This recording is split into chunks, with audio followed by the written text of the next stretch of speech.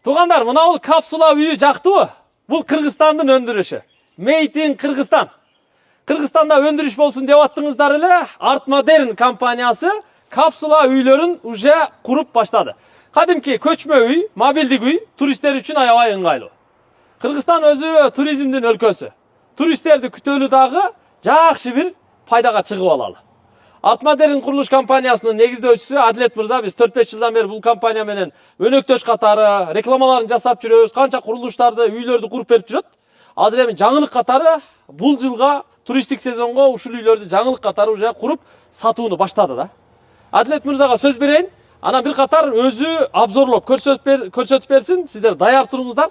Азыр келип бир видео тарттык. Мунун баасы $15.000.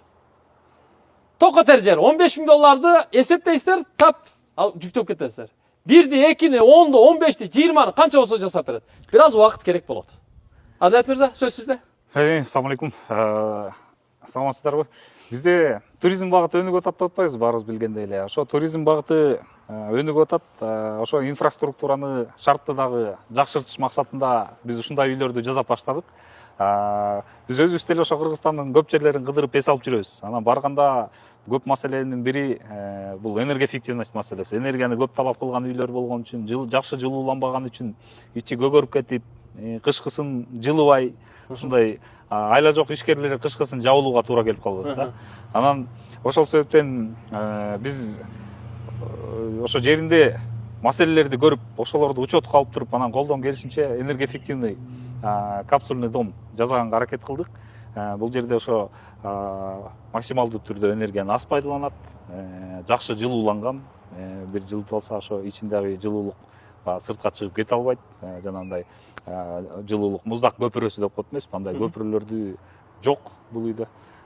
Кыскасы ошо кирип тааныштырабыз го дейм, Сонун. Бул негизи кадимки морской контейнерден жасалат экен, тетигинде жанында турат.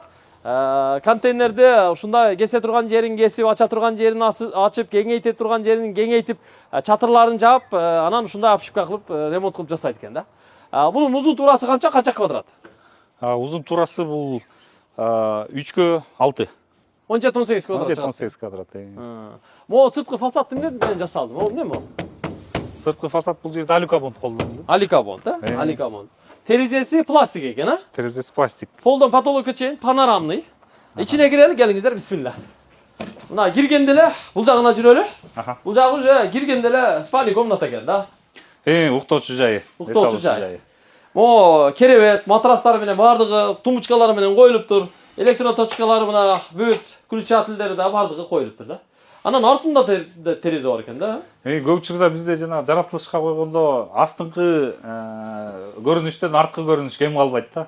Ошол себептен бул кандай жерге коюлуп калат, артына да терезе жасадык. Анан бул айнектер негизи эми бүгүн ошо плисе коюлат, атайын ал плисени коюп, баягы мындай тартып коюп, жабып кое турган, жалюзинин плисе варианты. Анан эгер кереги жок малда аны жаап эле койсо болот. Болот дейсиз. Сонун. Могу дуалдар ичинен эмне менен жасалды? Бул дуалдарыбыз атайын ушундай бетинде декоративный пленкасы менен атайын гипсокартон. Бул жерде гипсокартон энергоэффективность маселеси, анан экология маселесин биринчи кезекте эске алыш керек болуп атат. Азыркы современный талаптардын бири. Потолоктордо бүт жарыктар коюп жакшы жасалыптыр. Могу эмне? Ал сырттан таза аба кирүүчү атайын приток. Приточный клапан. Приточный клапан. Бияктан аба кирсе, нарактан чыгып кете турган жайы барбы? Санузел аркылуу чыгат. Бул жерден аба кирет, циркуляция ушул жер менен кетет да.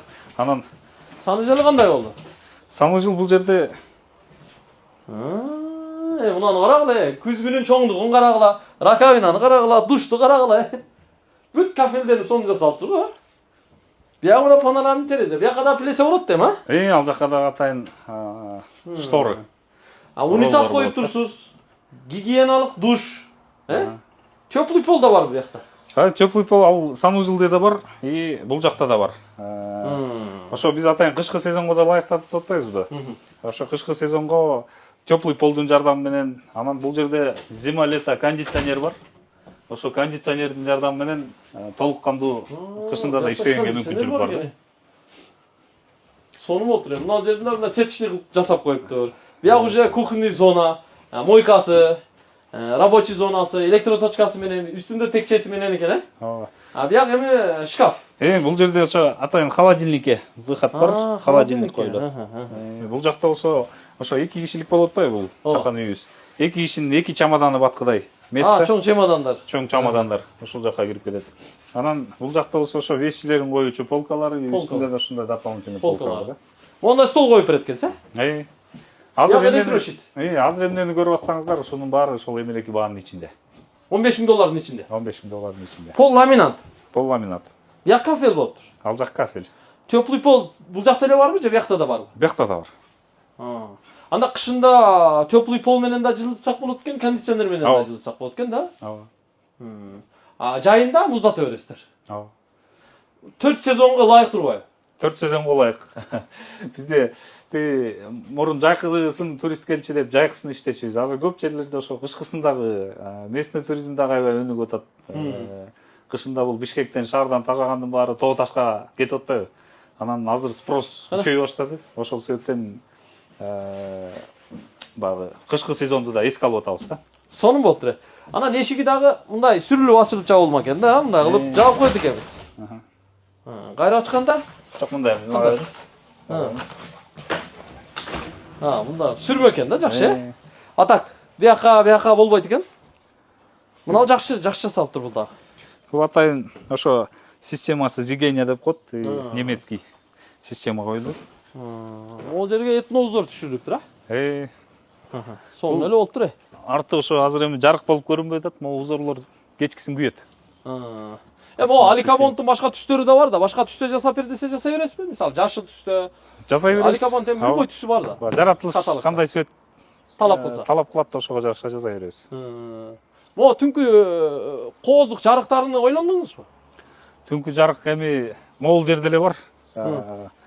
Анан калган жерге берген жокпуз. Себеби бул уктоочу жай болгон үчүн түнкүсүн жаркыраткан деле көп кажет жок.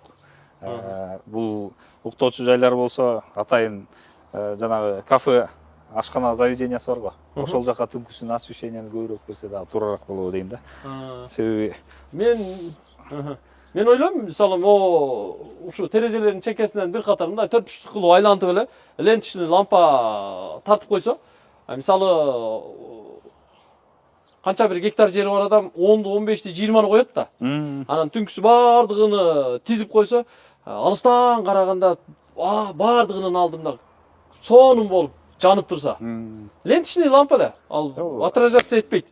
Андай баягы заказ буйрутма болсо, маселе жасап койсо болот. Просто менде сунуш да. Сонун болуп турбу туугандар? Анда жыйынтыктайлы. Бул видеону максималдуу түрдө таркатып коюңуздар.